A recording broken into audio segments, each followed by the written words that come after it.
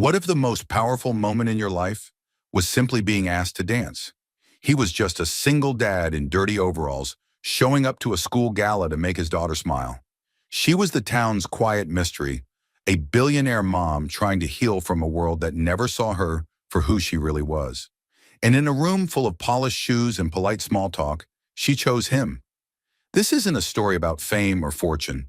It's a story about kindness, about second chances, and about how sometimes love finds you when you're not trying to impress anyone. If heartfelt stories like this speak to you, don't forget to subscribe to the channel and turn on notifications.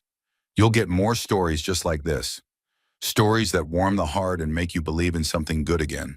Now, let's begin. A single dad in dirty overalls came to the school gala. The billionaire mom chose to dance with him. The town of Maplewood stirred gently beneath a canopy of amber leaves and drifting October wind. Mornings here smelled like pine needles and damp earth, and the sound of life came in humble forms. Rustling squirrels, screen doors creaking open, the low hum of tractors warming up. It was the kind of town where time didn't rush, it simply passed. At the edge of town, just off a winding gravel road, stood a small garage with chipped red paint and a hand-painted wooden sign, Turner's Auto Repair. It didn't look like much, just a two-bay building, a rusty vending machine outside, and a faded American flag fluttering from a metal pole. But it was the heartbeat of Eli Turner's life. Eli stood beneath the hood of a 2004 Ford pickup, sleeves rolled up, fingers blackened with oil. The autumn breeze brought in a sharp chill, but he barely noticed. His hands moved with quiet focus, tightening a bolt here, adjusting a hose there. He'd been working since before sunrise, like most days. Inside the shop, a radio played soft country music beneath the sound of clinking tools. A coffee thermos sat on a stool next to him, steam long since gone. He wiped his hands on a rag and glanced at the clock. 7:42 a.m. He smiled to himself. The bell above the office door jingled. A small pair of pink sneakers raced through the gravel and stopped short at the edge of the workbay. "Daddy!" a little voice called out. Eli turned, grinning. "Hey, Peanut!" Sophie Turner, age 7 and already the light of his world, held out a folded piece of bright yellow paper. Her backpack sagged off one shoulder, and a maple leaf clung to the side of her tangled hair. "Miss Kelly gave this to everyone. It's about the Harvest Gala," she said, beaming with the kind of excitement only a child could muster before 8 in the morning. Eli wiped his hands again and knelt to her height. "Harvest Gala, huh?" Sophie nodded eagerly. "It's next Friday night. There's music and food, and parents get to come and dance with their kids. And there's this big light-up dance floor." "Wow," Eli said, taking the flyer. "Sounds fancy." Sophie watched him, eyes wide and hopeful. "Will you come with me?" Eli hesitated, not because he didn't want to, but because he could already feel the discomfort creeping in, the judgmental looks, the worn jeans he'd probably have to wear, the fact that he hadn't owned a suit since his wedding day, and even that one hadn't survived the flood in 15. He didn't want Sophie to be embarrassed. More than that, he didn't want her to see him feeling out of place. "I don't know, sweet pea," he said gently. "I might have to work late that night." Her face fell just a little, not enough to cry, but enough to crush something soft inside him. "But it's okay," she said quickly, putting on a brave smile. "I can still go. Maybe Miss Kelly will let me dance with her." Eli looked at her long and hard, then stood and tapped the end of her nose with a grease-smudged finger. "We'll see, all right? No promises, but I'll try." She nodded and gave him a quick hug around the waist before racing back to the school bus waiting down the lane. Later that afternoon, as the sun began its descent and turned the trees into a stained-glass cathedral of fire and gold, Eli sat on the porch steps outside the garage. His elbows rested on his knees, the yellow flyer still in his hands. He thought about Sophie and her unshakable faith in him. Thought about how somehow she still saw him as someone who could do anything. Even walk into a school gymnasium filled with polished shoes and designer dresses, wearing oil-streaked boots and a $14 haircut. Maybe he couldn't give her everything, but he could show up. That counted for something, didn't it? His phone buzzed beside him. A message from his friend Jack popped up. "Heard they got some big city CEO lady moving into the Hawthorne place. Hope she don't try to buy up the whole town." Eli chuckled to himself. The gossip in Maplewood traveled faster than the wind. He didn't care much for who had money and who didn't. People were people. Either they were kind or they weren't. And he had no interest in those who weren't. He stuffed the flyer into his back pocket and stood up, stretching his sore back. As he walked inside, the bell above the door jingled again. That evening, he picked Sophie up from after-school care and brought her home. They shared grilled cheese sandwiches and canned tomato soup, and she talked nonstop about the gala, how the gym would have fairy lights, how Daniel Hawthorne, the new boy, had 2 left feet, and how she wanted to wear a sparkly blue dress. Eli listened, smiling, her voice washing over him like warm water. "You think I can wear my old overalls to the gala?" he teased. Sophie narrowed her eyes. "Only if you wash them first," he laughed. "Fair enough." She reached for his hand across the table, her tiny fingers wrapping around his grease-stained ones. "I don't care what you wear, Daddy, as long as you're there." And in that moment, with a paper napkin tucked into her shirt and soup on her chin, she looked more like his late wife than she ever had before. It made his throat tighten. He didn't say a word. He just squeezed her hand and whispered, "I'll be there." And this time he meant it. The rain started just past 3 o'clock that afternoon. Quiet at first, then harder, as if the sky had made up its mind. Maplewood's winding back roads glistened beneath the storm, maple leaves sticking to windshields like forgotten letters. Vivian Hawthorne squinted through her windshield as the wipers squeaked in protest. Her Tesla had gone completely silent, the dashboard blinking red warnings like a Christmas tree of frustration. She pulled to the side of the road and sighed, more out of disbelief than panic. Her GPS had directed her through this forgotten stretch of tree-lined nothing to avoid traffic, and now she was stranded on the edge of nowhere. Typical. Vivian tapped her phone screen. No signal. Not a single bar. She glanced in the rearview mirror, seeing her own reflection. Hair pinned up in a bun, pearl earrings still in from a Zoom meeting that morning, and her expression, carefully neutral, but tired. Always tired lately. Daniel stirred in the back seat, headphones slipping from one ear. "Mom, are we stuck?" She smiled over her shoulder. Not stuck, just paused. His eyebrows lifted skeptically, but he didn't argue. She admired that about him. Daniel had inherited her skepticism, but his father's calm. That calm had come in handy lately. Vivian pulled her blazer tighter as she stepped out into the rain. She popped the hood, stared blankly at the machinery inside, and cursed under her breath. She might be a top-tier CEO, but engines were a foreign language. That's when she saw headlights. A battered old truck pulled up slowly behind her car. It looked like something out of a different decade. Silver with streaks of rust and a familiar Turner's Auto Repair decal barely clinging to the driver's side door. A man stepped out, tall and broad-shouldered, wearing overalls soaked from the knees down. A ball cap shaded his face and his boots splashed through the puddles without hesitation. "You all right, ma'am?" he called, voice steady, kind. Vivian hesitated. In another life, she might have been suspicious, but this man didn't look threatening, just worn in. Real.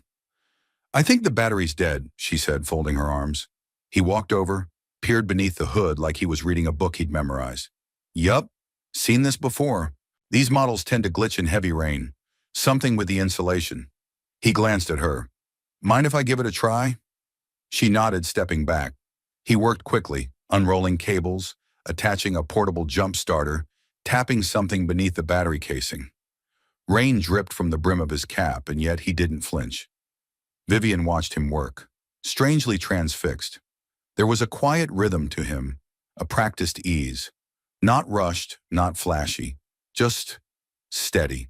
From inside the truck, a little girl leaned out the window. "Daddy, you want your sandwich now?" "Hold on, baby," he called back, not missing a beat.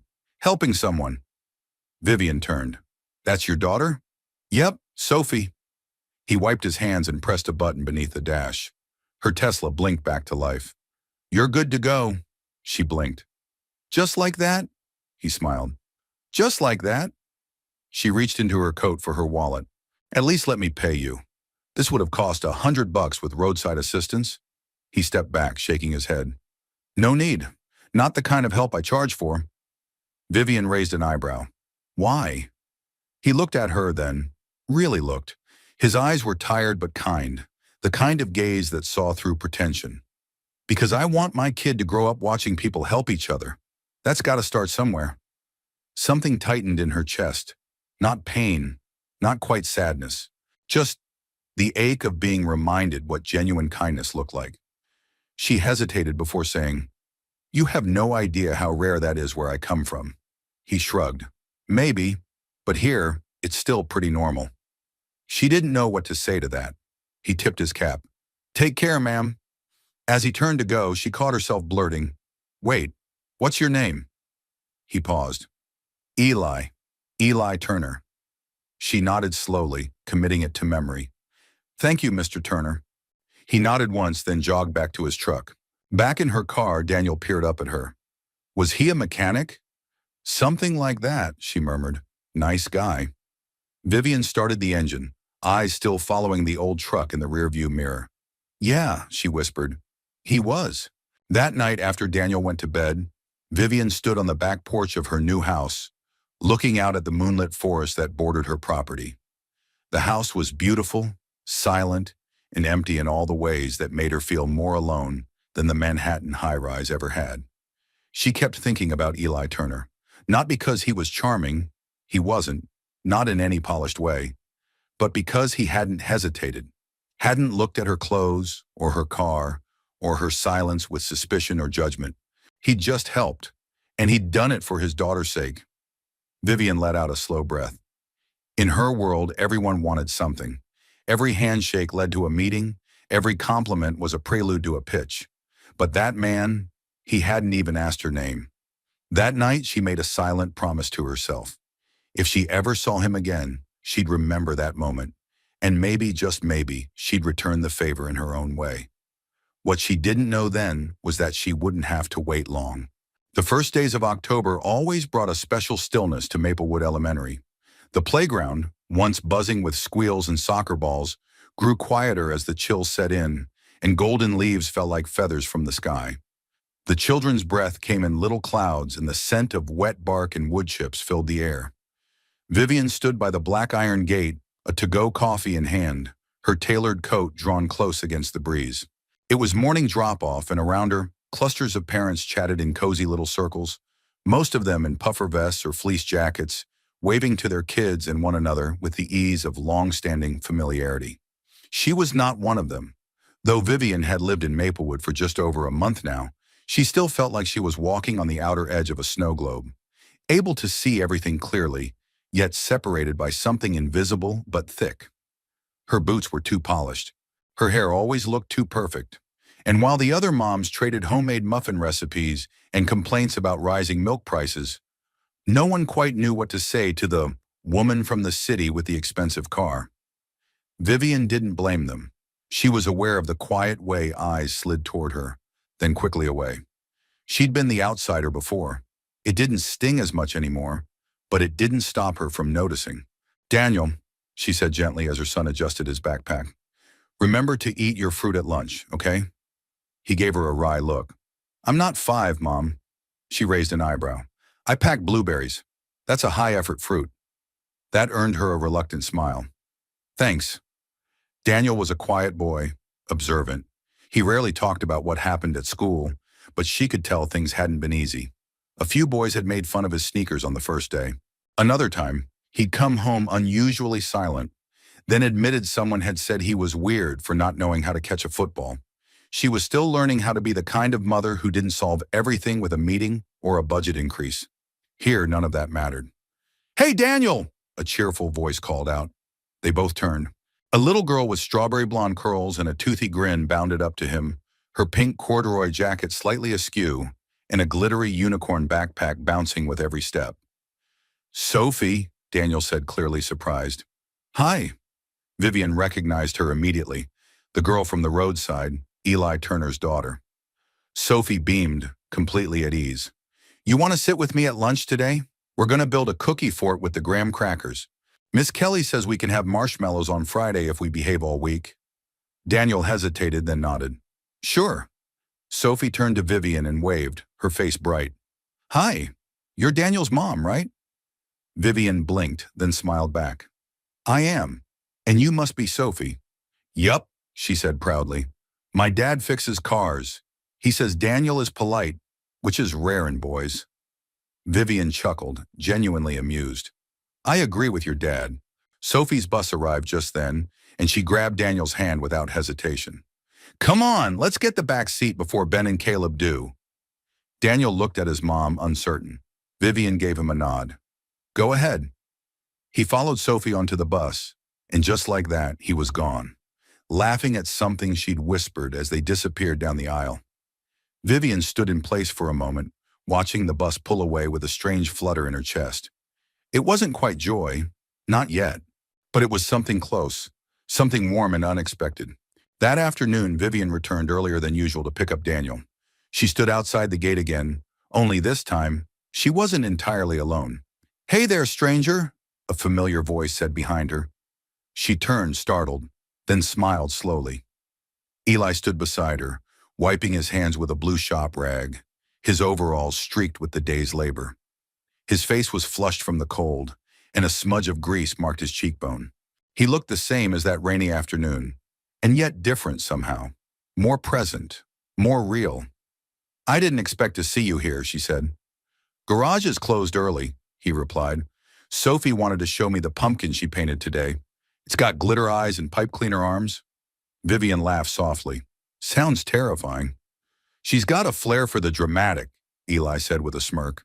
They stood side by side as children poured out of the school building, their backpacks bouncing and their voices echoing across the lot. Sophie spotted them both and came running, cheeks pink with excitement. Daddy, look! She held up a paper pumpkin smeared with purple paint. It's you! See the hair! That's hair, Eli teased. She giggled, hugging his waist. Just behind her, Daniel walked out, slower but smiling. When he saw Vivian and Eli standing together, he blinked, then looked up at his mother, clearly curious. Vivian met his gaze and gave the faintest shrug. Yes, her eyes seemed to say. It's him. The man from the side of the road? Eli noticed the silent exchange but didn't press.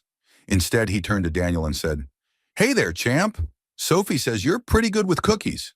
Daniel gave a sheepish grin. She's a good builder. Sounds like a solid team, Eli said.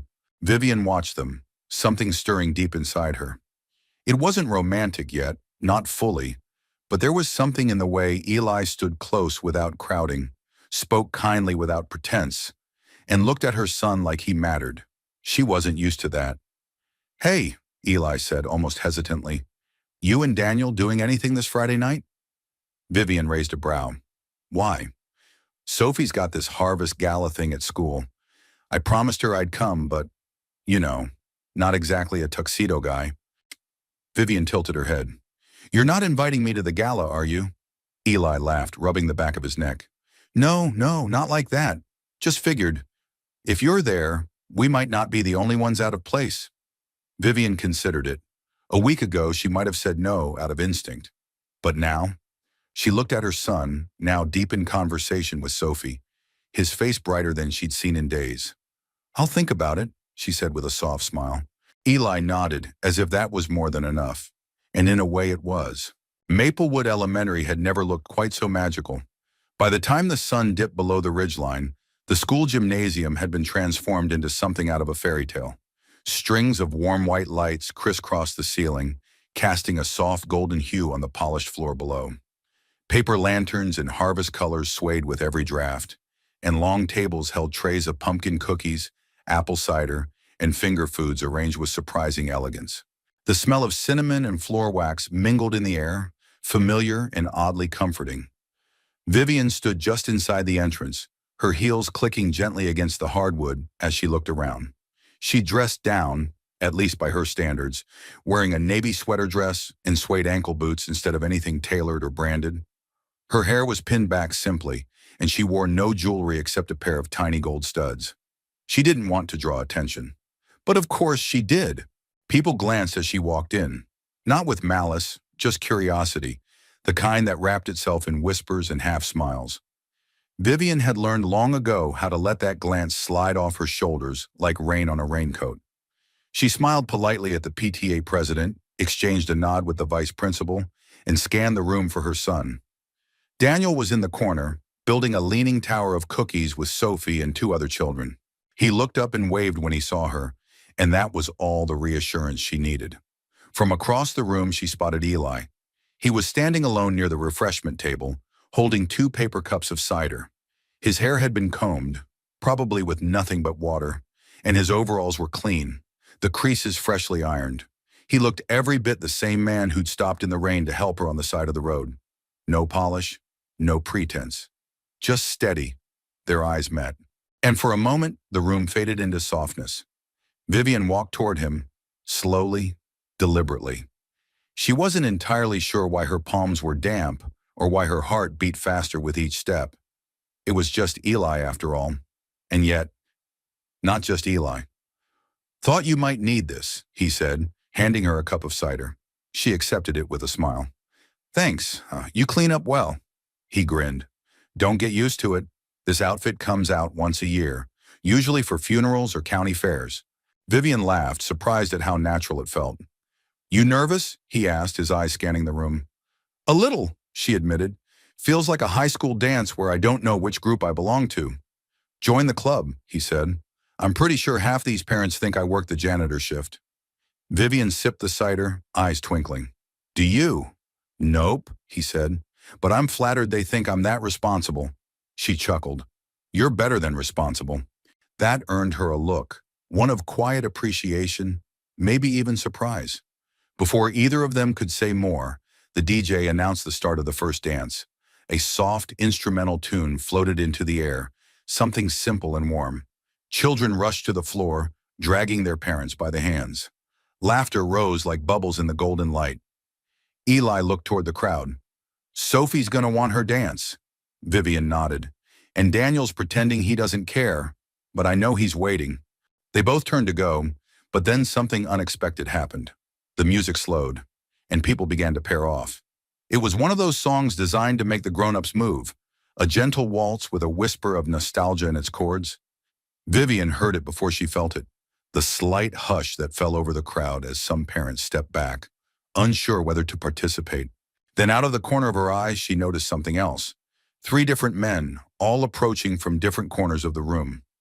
One was the local dentist, immaculately dressed and carrying a bouquet of tiny sunflowers. Another was the town's junior councilman, all polished shoes and too much cologne. And the last, a freshly divorced banker, had been trying to talk to her at drop-off for weeks. Vivian's stomach turned. It wasn't that they were rude, it was that none of them saw her. Not really. They saw something about her. Her name, her job, her house. But they didn't see her. But someone had. Someone still was. Eli hadn't moved. He stood quietly, not pushing forward like the others, not retreating either. Just watching her, cider still in hand, giving her the space to decide. Vivian took a breath, then stepped toward him. She held out her hand, voice calm and sure. "Would you dance with me?" His eyes widened, just slightly. He glanced behind him as if checking to make sure she was speaking to him and not someone just out of frame. "Me?" She smiled. "Yes, you." For a second, he said nothing. Then he set down his cup and took her hand.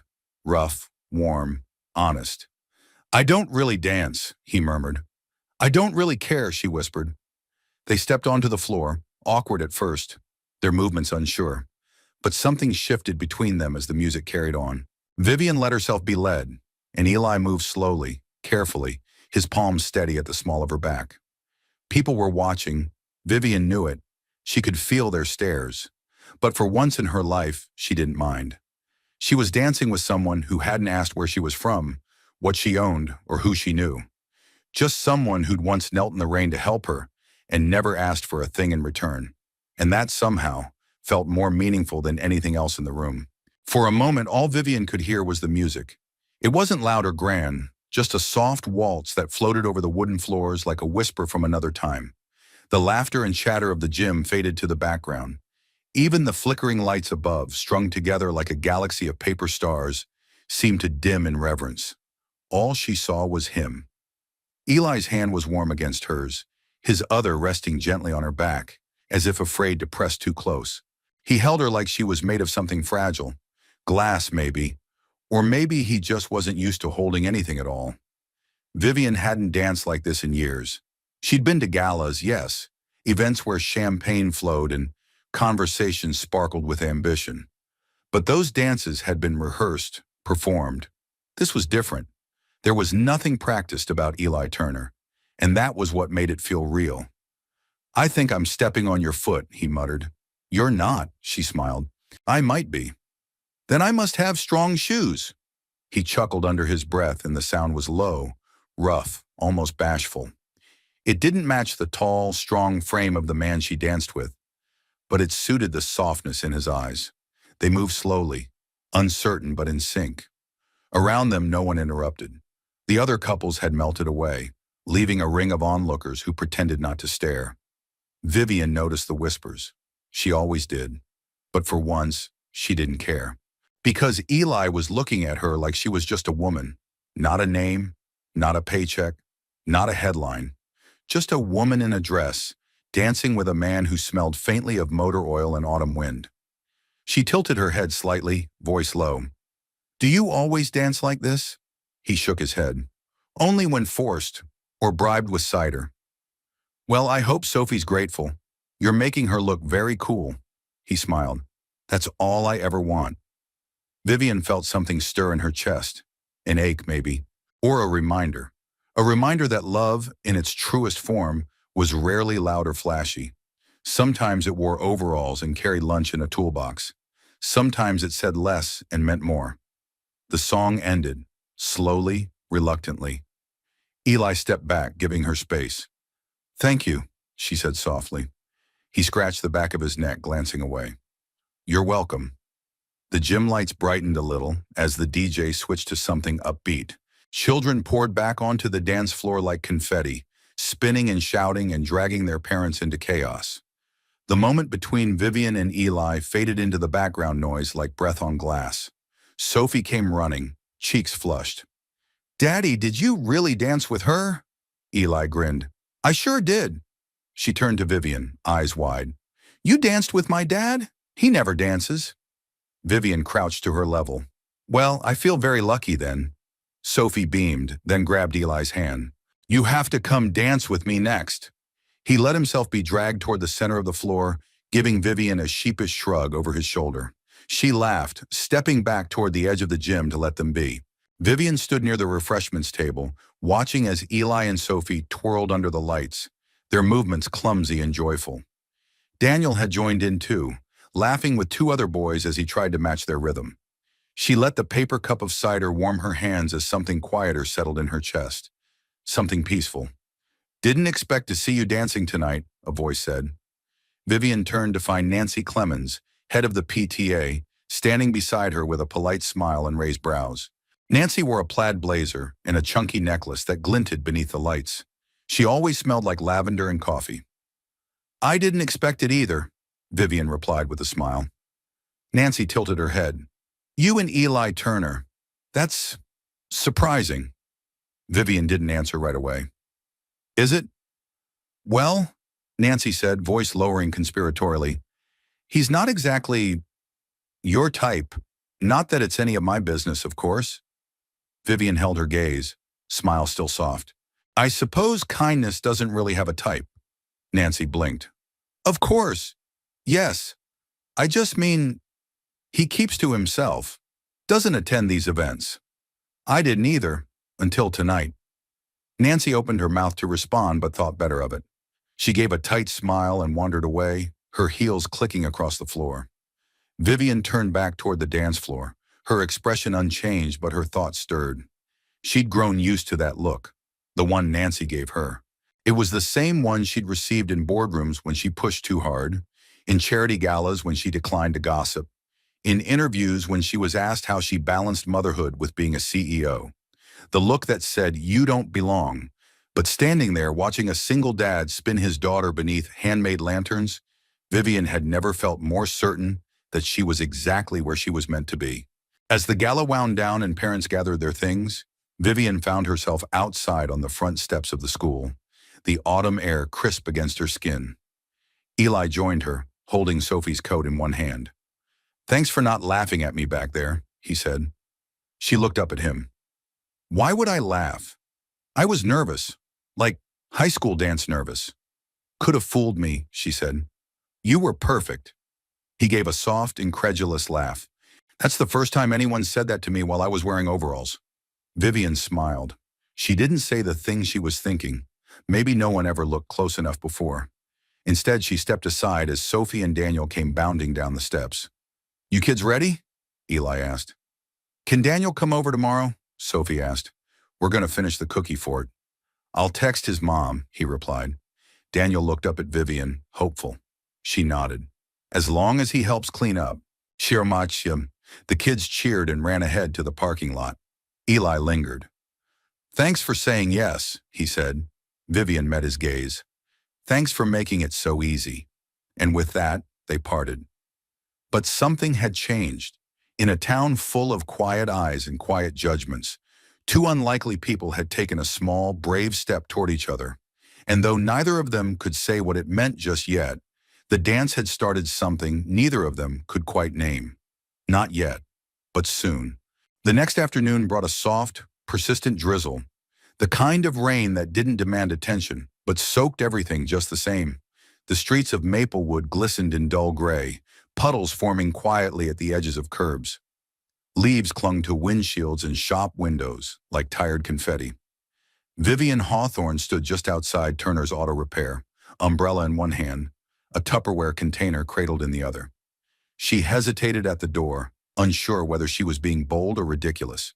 Inside, the sound of clanking tools and low rock music filtered through the cracked window. It was Daniel's idea, really. He and Sophie had spent the better part of Saturday morning constructing the world's messiest cookie castle, and laughing so hard Vivian had to step away just to let them have their moment. That kind of laughter didn't come easily to her son, and when Eli offered to let Daniel hang around the garage while he worked, the boy lit up in a way she hadn't seen in months. So here she was. She pushed the door open and stepped inside. The garage smelled like grease and metal and something warmer, maybe coffee. Eli was bent under the hood of an old Chevrolet, sleeves rolled up, back damp with effort. He looked up as she entered, wiping his hands on a red shop towel. Well, this is a surprise, he said, smiling. Storm blow you off course? Vivian lifted the container. I brought lasagna, payment for entertaining my son all afternoon. He arched a brow. You cook? Poorly, she admitted, but this one's from an Italian deli in Brattleboro, so it's almost like I did. Eli chuckled, walking over. That's good. I was going to pretend I had lunch left, but I didn't. Vivian followed him to a small break area at the back of the garage. A couple of folding chairs, a microwave that had seen better decades, and a chipped table with two mismatched mugs sitting side by side. It was nothing fancy, but it was real. She set the container down, and he grabbed two forks from a drawer. For a moment, they sat quietly, eating warm lasagna while the rain tapped rhythmically on the metal roof. Vivian looked around. This place reminds me of my dad's workshop. He used to fix up lawnmowers in the garage on weekends. Had a radio that only got one station and always smelled like gas and coffee. Eli nodded. Sounds like a good man. He was, she said softly. Simple, honest. He never made much money, but people trusted him. That's the kind of wealth you don't lose in a market crash, Eli said. Vivian smiled at that. I think he would have liked this place. Eli leaned back in his chair, fork resting between bites. So, what brought you to Maplewood? Really? She paused, the question catching her in that vulnerable space between comfort and truth. I needed quiet, she said finally. After the divorce, Daniel needed space to be a kid again. And she took a breath. I needed to remember who I was before my life became meetings and lawsuits and scheduled happiness. Eli didn't interrupt. He just listened, eyes steady, like the rain outside didn't exist. It's strange, she continued. You work so hard for things you think will make you feel safe. The right address, the right school, the right clothes. And then one day your husband looks at you like you're a business partner who's underperforming, and you realize none of it kept you safe at all. Eli's voice was quiet. I get that. Vivian looked at him, searching. Do you? He nodded slowly. My wife passed 5 years ago. Ovarian cancer. She was 38. Thought we had more time, But that's the kind of thing time doesn't ask your permission for. Vivian's expression softened. I'm sorry, Eli. She made me promise two things before she went, he said. Raise Sophie to be kind, and don't let grief turn me cold. Vivian felt the ache settle in her chest like a familiar weight. That's a beautiful promise. He glanced over at her. It's hard some days, but Sophie makes it easier. They sat in silence for a moment, both staring at the dripping window, like it held answers they hadn't yet figured out how to ask for. Then softly she said, Thank you for dancing with me. Eli looked surprised, then a little shy. You're the one who asked. I meant it, though, she continued. It wasn't just about the music. It was something I didn't know I missed. He set down his fork. You know, most people in this town still see you as the woman with the fancy car and the guarded smile. Vivian met his gaze. And what do you see? Eli didn't smile. He didn't look away. I see a woman who shows up in the rain, who doesn't mind sitting in a greasy garage eating deli lasagna, and who makes her kid feel safe enough to laugh like he doesn't remember what it felt like to be hurt. Vivian blinked once, then again. The silence stretched, but it wasn't awkward. It was full of honesty, of breath, of something just beginning to bloom. She rose slowly. I should go. Daniel's probably reorganizing your socket set. Eli stood too, walking her to the door. Don't worry, Sophie's worse. At the entrance she paused, umbrella poised but unopened. Will I see you tomorrow? She asked. He leaned against the doorframe, hands in his pockets. If you want to. I do, she said. And with that, she stepped into the rain. Sunday morning dawned cold and quiet, with a pale sky the color of old parchment. Maplewood was still asleep, the streets wrapped in a blanket of fog, softening the edges of everything. Rooftops, mailboxes, even the sound of the church bell in the distance. Vivian stood at the kitchen window, sipping coffee from a ceramic mug Daniel had painted for her in first grade. The handle was crooked and the glaze was chipped, but it was the one she always reached for on mornings like this. Daniel was still asleep, curled up under 2 layers of fleece blankets. The silence in the house was rare, and she let herself enjoy it until her phone buzzed on the counter. A text from Claire Melrose, one of the PTA mothers she barely knew, but who had made several overtures lately in the form of polite conversation and well-meaning gossip. Morning. Just saw that photo from the gala. You and the mechanic, huh? Interesting choice. Call me if you want to talk. Vivian stared at the message, the smiley face at the end somehow more biting than cheerful. She opened the link Claire had attached, a photo snapped mid-dance, probably from someone's phone. She and Eli were in the center of the frame, his arm around her waist, her head slightly tilted toward him. They looked like a couple, a real one. And suddenly she felt like she couldn't breathe. Later that morning, at the Maplewood General Store, the buzz was subtle but unmistakable. Vivian entered to grab milk and eggs, but the moment the bell above the door jingled, heads turned. A woman by the register lowered her voice mid-sentence. Another offered a thin smile that didn't quite reach her eyes. Vivian walked past a display of pumpkins, pretending not to hear. Vivian Hawthorne, one of the voices whispered, not unkind but curious. She's dating Eli Turner now? She danced with him, another corrected. She could do a lot better, a third chimed in. Vivian's grip on the basket tightened. She kept her posture straight, her face unreadable. This wasn't her first time walking through a room where people pretended not to talk about her, but it was the first time she cared. Meanwhile, at Turner's Auto Repair, Eli leaned against the open hood of a Subaru with one boot resting on a crate of tools. Jack Hartley, his old friend and occasional fishing partner, was sitting nearby, sipping from a styrofoam cup. You know you made the front page of the PTA rumor mill, right? Jack said with a grin. Eli didn't look up. I figured something was coming. They were staring like I brought a deer into the dance floor. Jack chuckled. Vivian Hawthorne. Didn't see that one coming. Eli shrugged. We talked. We danced. That's all. Jack gave him a look. Sure, but they're making it sound like you proposed marriage between the cheese trays. Eli sighed, wiping his hands with a towel. People in this town love their stories. Doesn't mean any of it's true. Doesn't mean it won't hurt, Jack added, softer now. Eli didn't respond. He didn't have to. The truth sat heavy in his chest. He liked Vivian, more than liked, and that scared him more than he wanted to admit. That afternoon, Vivian sat on the back porch, legs curled beneath her, Daniel reading beside her.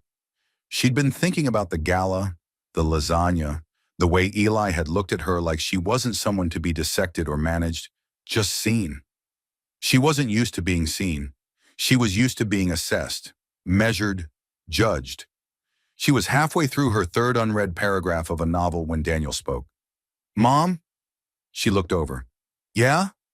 He didn't look up. "Sophie said some kids at school were saying stuff about you and her dad." Vivian sat straighter. "What kind of stuff?" Daniel hesitated. "Just weird stuff. That he's not good enough. That you're too rich." Vivian exhaled slowly. "And what did you say?" "I said they didn't know anything." He looked up then. "Is it true? Are you two dating?"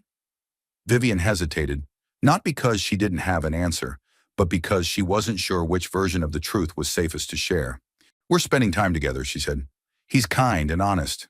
And he makes me laugh." Daniel nodded. "He's nice to me too." She reached over, brushed his hair from his forehead. "People talk when they don't understand something. That doesn't mean we stop living." Daniel looked thoughtful. "Okay," she smiled. "Okay?" He shrugged. "As long as you're happy." Vivian pulled him into a side hug, letting his small frame lean into her for a moment longer than usual. That evening, she drove out to the garage. The rain had cleared, leaving the pavement damp and shimmering under the twilight sky. A faint chill clung to the air as she stepped out of the car and walked toward the office where the lights were still on. Eli looked up from behind the desk, his expression unreadable. "Hey, hey," she said, stepping inside.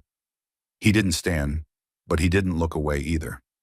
She sat across from him, folding her hands in her lap. "I heard some things today." He nodded. "Me too." "I don't regret dancing with you," she said simply. He studied her face.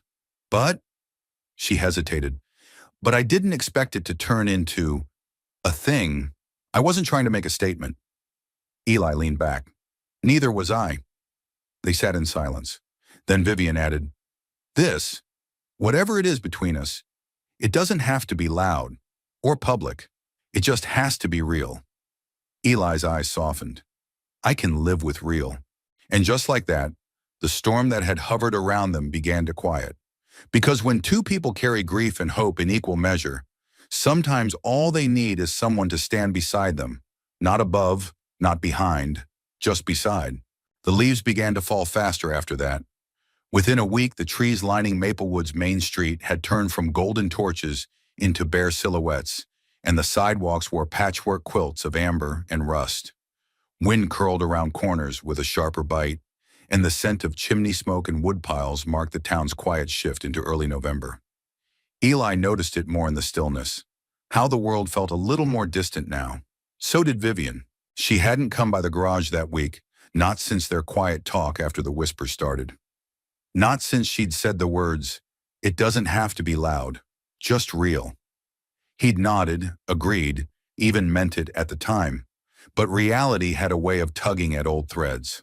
On Wednesday, Sophie came home from school with a drawing in hand, her version of the gala dance floor, complete with stick figure parents and a whole lot of glitter. "This is you and Miss Vivian," she said, pointing proudly to two figures dancing beneath a glowing paper moon. Eli smiled, then set it on the fridge. But he didn't say much else. That night, he stayed late at the shop, tinkering with a job he could have finished in half the time. Something in him didn't want to go home, didn't want to face the quiet that came after the kids fell asleep and the town shut down, didn't want to admit he was waiting for a message that wasn't coming. Vivian, for her part, hadn't stopped thinking about him either. She'd told herself she needed space, time, just a few days to recalibrate after everything, the gossip, the pressure, the sense of being watched again, like she had been in every boardroom and banquet for the last 15 years. She had climbed so far up the ladder of success, only to find herself longing for the ground again. And Eli Turner, he was the ground.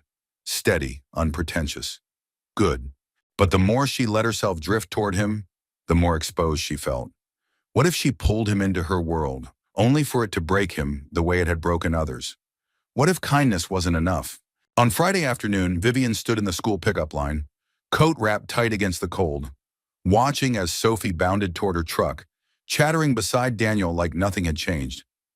Eli wasn't there. Daniel slid into the passenger seat and buckled his seatbelt without a word. "Everything okay?" she asked. He nodded, looking out the window. "I think Sophie's sad." Vivian's hand stilled on the gear shift. "Why?" "She said her dad doesn't smile the same when you don't come around." Vivian didn't answer. Daniel turned to her. "Are you mad at him?" "No," she said quickly. "Not at all." "Then maybe you should call him," he said simply. And somehow that small, honest suggestion from a child struck harder than any adult opinion ever could. But Vivian didn't call that night. Instead, she sat in her office at home, surrounded by unopened books and half-finished notes on a new consulting project she wasn't sure she even cared about. The only light in the room came from the fireplace, flickering low and casting long shadows across the hardwood floor. She picked up her phone once, scrolled through old messages, stared at his name, then set it down again. She didn't know how to explain this feeling. Not quite fear, not quite doubt. Just the quiet, haunting knowledge that sometimes, when things are good, life has a way of breaking them before they're ready to bloom. At the garage, Eli closed up early Saturday afternoon. Sophie was staying the night at a friend's, and for once he had nowhere he needed to be. The silence in the shop was heavier without her chatter. The echo of his boots on concrete felt louder, more hollow. He sat at the small table in the break area, holding a mug of coffee that had long since gone cold. The photo of the dance, the one someone had printed and taped to the bulletin board, caught his eye. He took it down, folded it once, slipped it into a drawer, not because he regretted it, but because it hurt too much to see something that had felt real now feel so far away. The next day they ran into each other at Maplewood Books, a tiny shop tucked between the bakery and the barber. Vivian was reaching for a cookbook. Eli was standing at the counter, buying a puzzle for Sophie. Their eyes met. Both hesitated. "Hey," Eli said first, quiet but sincere.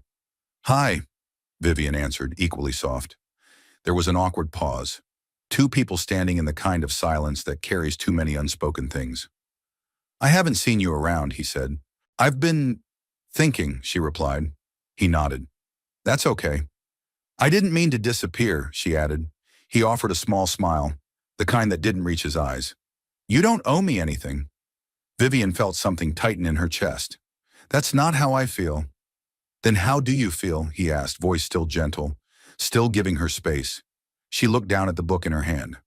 "Like I'm scared, of hurting you, of getting it wrong." Eli didn't answer right away. Then he said, "Getting it wrong is part of the deal. So is trying again." Vivian looked up, really looked. The man in front of her wasn't demanding. He wasn't posturing. He was just standing there offering nothing but honesty and a quiet willingness to stay, even when things got messy. "I'm not good at this," she admitted. "Neither am I," he said, "but I think we could be good for each other. If we let it be slow, if we let it be real." She breathed out. "Slow sounds nice." He nodded. "So does real." And in that tiny bookstore, beneath the warm scent of old pages and cinnamon muffins from next door, they didn't fix anything, but they didn't break it either. And that for now was enough. Saturday dawned clear and cool, with a blue sky stretched tight above Maplewood like fresh linen. The last leaves clung stubbornly to branches, golden and crisp, fluttering like little flags before winter stripped them bare. At the community park, the air smelled of damp grass and fallen acorns. Families had gathered for the annual Fall Field Day, a small-town tradition of sack races, apple bobbing, and thermoses full of hot cider. It was a modest event, but in Maplewood, it was the kind of thing that brought neighbors closer. Vivian stood near the check-in table, hands wrapped around a paper cup of cinnamon cider. Daniel was somewhere near the open field, partnering with Sophie for the three-legged race. From the sidelines, she could already hear their laughter. His lighter, hers squealing with delight. She let the sound settle in her chest like warmth from a familiar blanket. "Looks like they're figuring each other out," Eli said, stepping beside her. Vivian turned, surprised to see him. He wore a denim jacket over his flannel shirt, hands tucked into the pockets of worn jeans. There was something grounded about him, like he was made of the earth beneath their feet. Reliable, unchanged by wind or whispers. I think Sophie's teaching him how to win without cheating, Vivian said, smiling. Eli chuckled. She's tough. Kind, but tough. They stood together in silence, watching their children stumble and laugh, arms flailing in rhythm as they tried to cross the finish line, still bound together at the ankle. Vivian leaned slightly toward him. Thank you for giving him this. The laughter. He looked at her then. Not surprised, not flattered. Just quiet. You gave it to him too, Eli said. You just forgot to hear it for a while. Later that afternoon, the kids gathered at a crafts table, faces smeared with face paint and fingers sticky with glue. Vivian and Eli stood beneath a sycamore tree, its branches arching like arms over the bench they shared. I wasn't sure you'd come today, she said after a pause. I almost didn't, he admitted. What changed your mind? He watched Sophie and Daniel laugh over a crooked popsicle stick house. They did, Vivian nodded slowly. I think they're healing each other. And we? He asked, only half teasing. We're figuring it out, she said honestly. Eli turned to her. I meant what I said at the bookstore. I don't need fast, I just need honest. Vivian let that sit for a moment. Honest is harder than it sounds, she said, especially when you've spent years building walls instead of homes. He glanced at her. Then let's build something slower. A fence, maybe. We'll figure out the house part later. She laughed, soft and surprised. You always talk in metaphors? Only when I'm nervous, he admitted. Vivian's eyes softened. You don't have to be. It was just before sunset when it happened. Daniel had wandered a little beyond the activity tents toward the edge of the park, chasing a rogue football that had rolled across the grass. The slope there dipped slightly, and the damp leaves made it slick. Eli spotted him just as Daniel's foot slid. There was no time to yell, only to run. Vivian turned just in time to see Eli dash across the lawn, feet pounding over grass and mud. He reached Daniel just as the boy stumbled again, catching him by the arm and pulling him upright. Hey, I got you, Eli said, breathless. Daniel's face was flushed, his jacket smeared with mud. His eyes were wide, not scared, just surprised. I'm okay, he said. I know, Eli replied, brushing the leaves from his shoulder. Still, best to be safe. Vivian reached them seconds later, heart pounding. Daniel looked between them, then back up at Eli. Thanks, he said simply. And then without prompting, he stepped closer and wrapped his arms around Eli's waist. Eli froze for half a second. Then he returned the hug, firm, careful, real. It wasn't the kind of embrace built from obligation. It was the kind you didn't plan for, the kind that came from trust. When Daniel finally stepped back, he said something so quiet Vivian almost didn't hear it. I wish you were my dad. The words hung in the air like mist, gentle but impossible to ignore. Vivian's breath caught.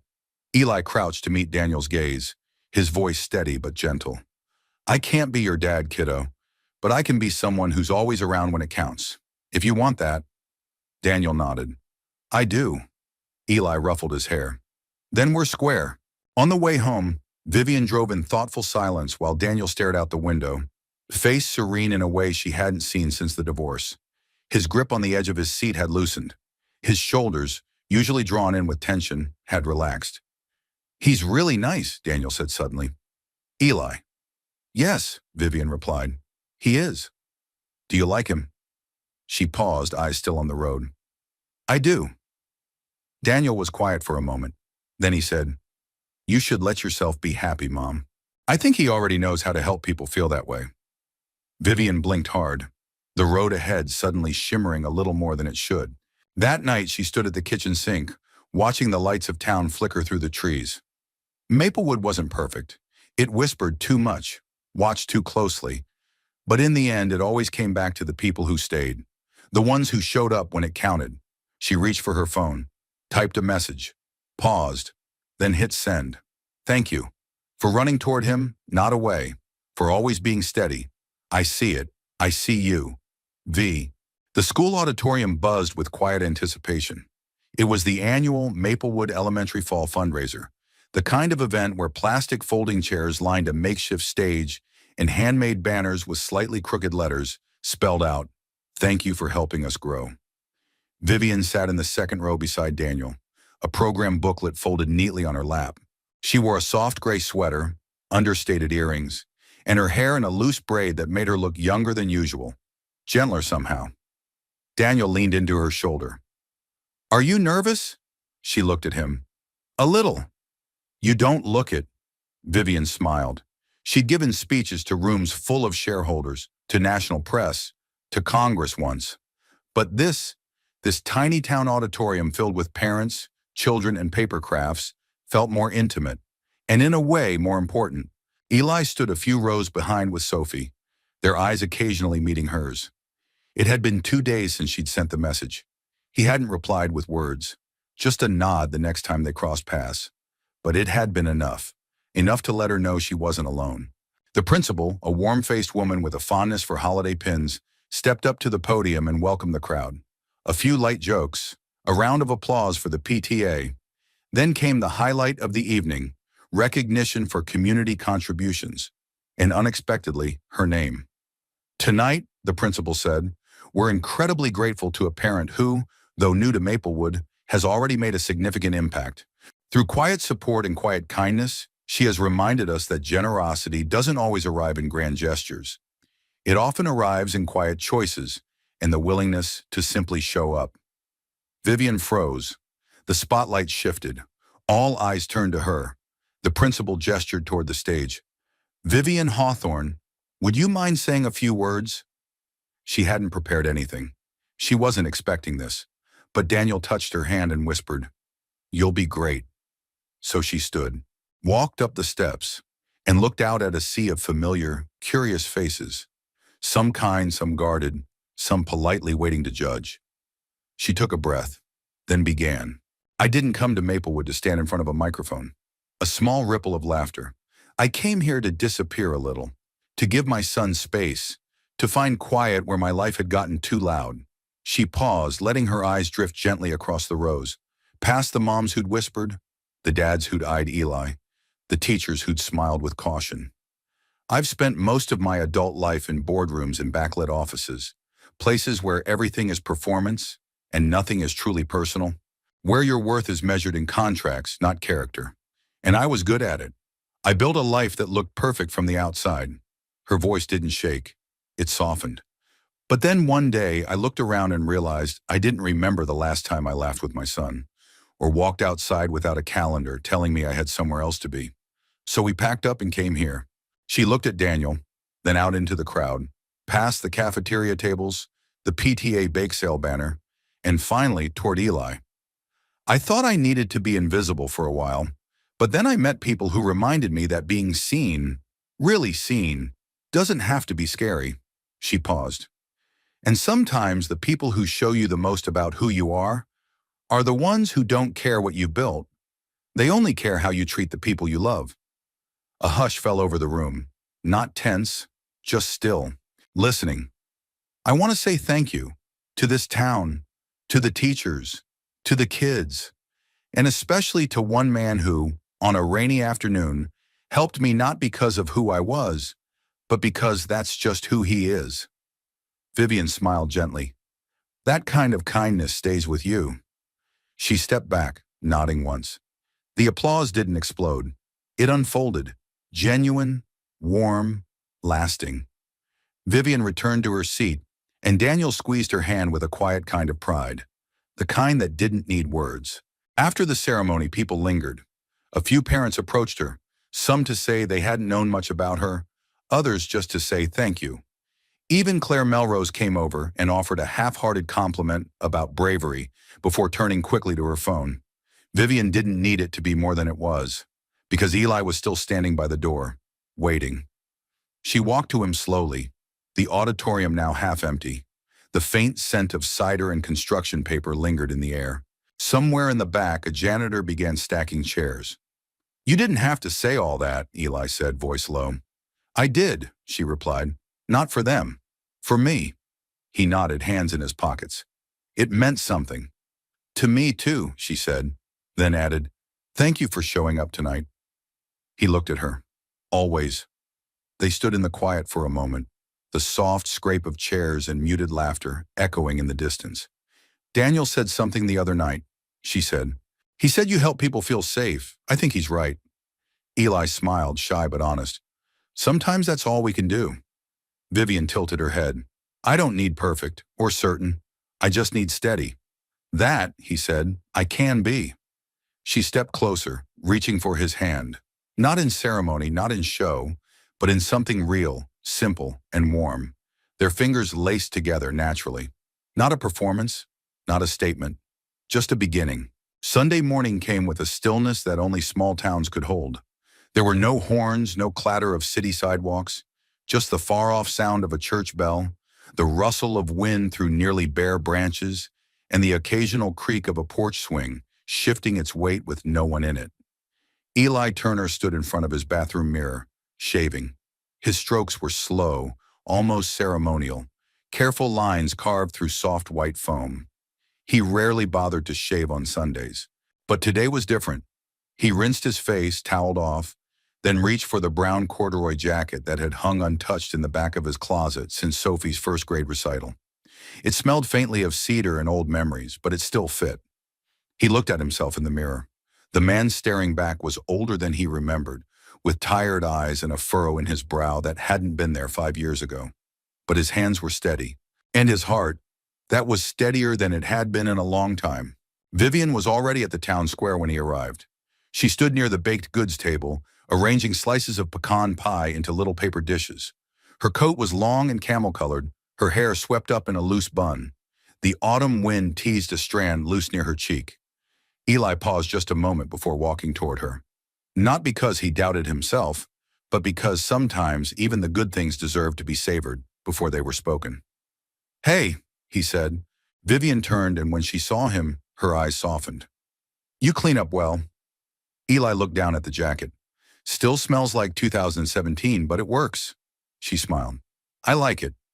They stood side by side for a moment, their breath rising in the cold, mingling in soft clouds. Around them, the Maplewood community bustled. Kids running past with pumpkin crafts, older couples sipping cider, neighbors sharing folding chairs and old stories. Sophie waved from across the green, holding Daniel's hand. The two of them had become inseparable in that effortless way children had. No labels, no questions, just trust.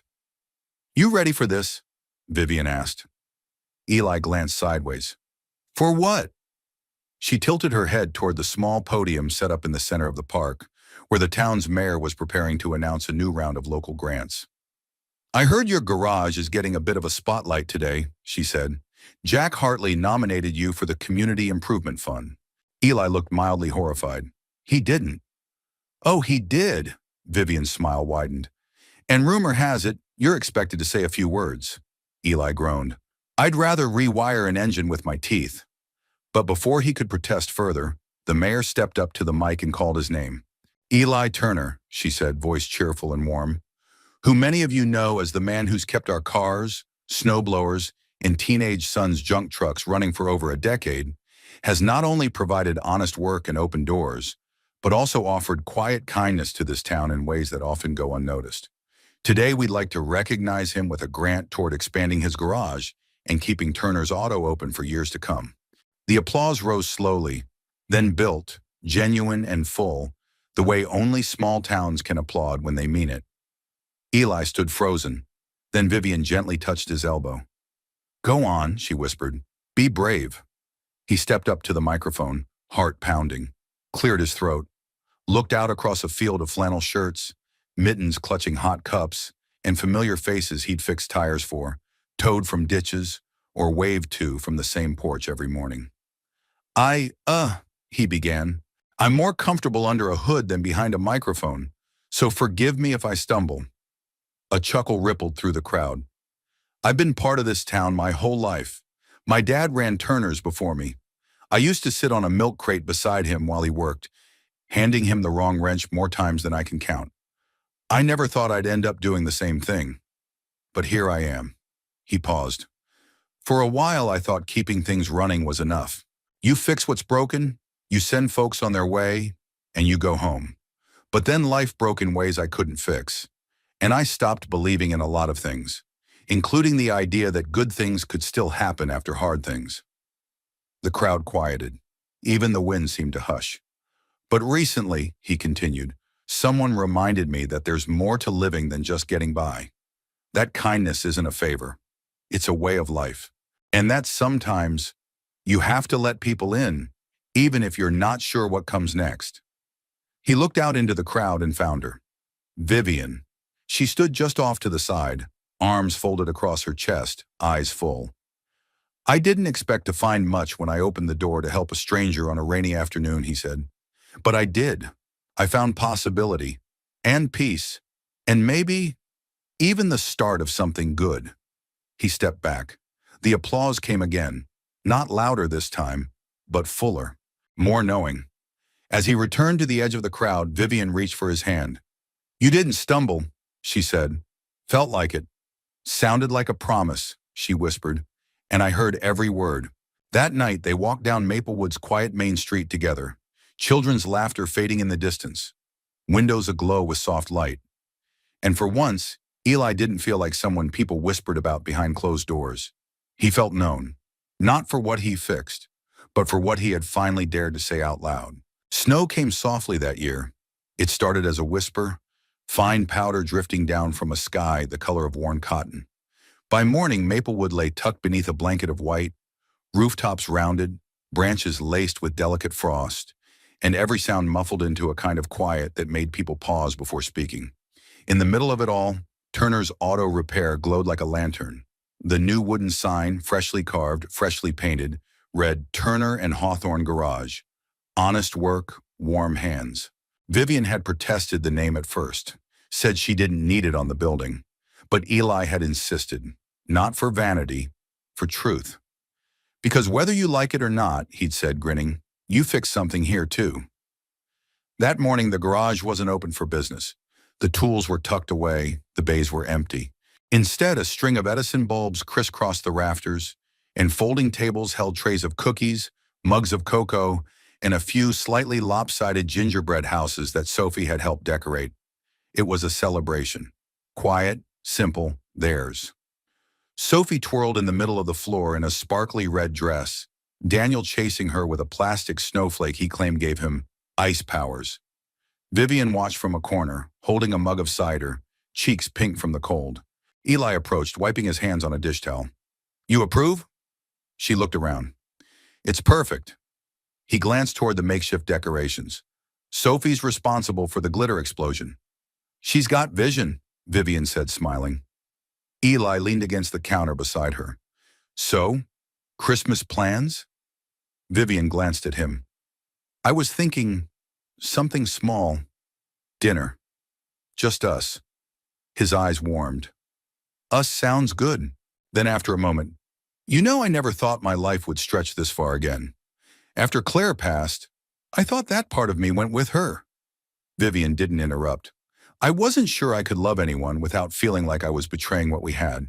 She turned to him gently. You're not replacing her. I know, he said, voice steady. You're not a replacement. You're something new, something I didn't think I deserved. But I'm learning to accept anyway. She reached for his hand. We both are. As the afternoon wore on, neighbors stopped by, dropping off cookies, laughing with Sophie, shaking Eli's hand. No one whispered anymore. Not because the town had changed, but because he had. They had. When people walk through fire together and come out carrying something whole, others notice. Later, as twilight fell and the bulbs overhead cast a warm glow on the snow just outside the bay doors, Sophie insisted on one last dance. Mom danced at the gala, she said, hands on her hips. Now it's your turn, Daddy. Eli groaned. I knew this was coming. Vivian set down her mug. I'm not letting you off the hook this time. Daniel queued up the music, something slow and sweet from his mom's old playlist, and Sophie clapped her hands in triumph as Eli took Vivian's hand and led her, awkwardly but earnestly, to the center of the floor. They swayed slowly, the music a soft echo behind them. Eli's hand found the small of her back. Vivian rested her head lightly against his chest. You still think you're not a dancer? She asked. I think I'm better when I've got the right partner. Vivian smiled against his shirt. Well, you're stuck with me now. I know, he whispered, and I'm not going anywhere.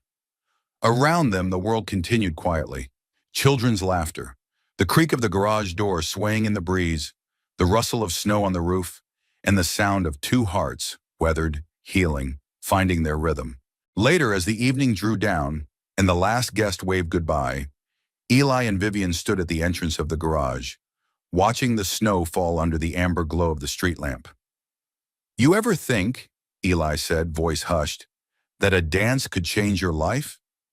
Vivian looked up at him. "I think kindness did. The dance just helped me notice." He smiled, then reached into his jacket pocket, pulled out a small box. Her breath caught, but when he opened it, it wasn't a ring.